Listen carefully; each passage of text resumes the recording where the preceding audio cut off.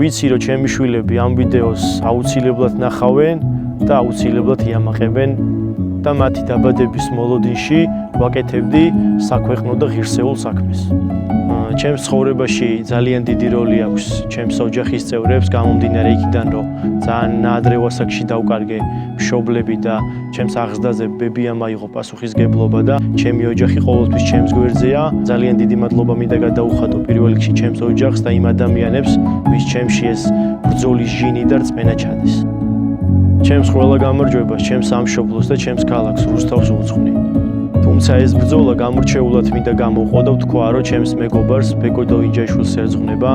მე და ბეკომ ამ ქალაქში რუსთავში ძალიან დიდი შრომით, ძალიან დიდი გზა გავიარეთ და ბეკო რაღაც გარკვეული მიზეზების გამო არ არის ახლა ჩვენს გვერდზე, მაგრამ იმედი მაქვს, რომ მალე ჩვენს გვერდზე იქნება და მინდა რომ ეს ბრძოლა ბეკოს მიუძღვნა. ჩემთვის როგორც მებრძოლისთვის ყველაზე მნიშვნელოვანი არის ის, რომ მე არც მედლებისთვის ბრძოლობ და არც გამრებისთვის. ჩემთვის ყველაზე მნიშვნელოვანი არის ღირსება და ქართული ჩვენი დროშა, რომელიც აღიმართება ყველაზე მაღალ საფეხურზე. ჩემთვის ქართველობა და ის, რომ ქართულ კედლებში ვბრძოლობ და ქართულ დროშას ავღმართავდი, ძალიან მნიშვნელოვანია. მე ვარ ქართველი შვილი და ამას ოქტაგონზე დაგიმტკიცებთ. ვიბრძოლებ სისხლის ბოლო წვეთამდე.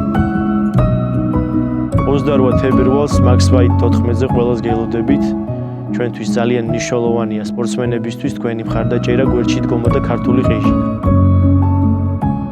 და გპირდებით, რომ ვიბრძოლებ ისე, რომ გაგიჩნდებათ ყველა ქართველს სიამაყის გზნობა და ჩემს რუსთაველებს პირველ რიგში.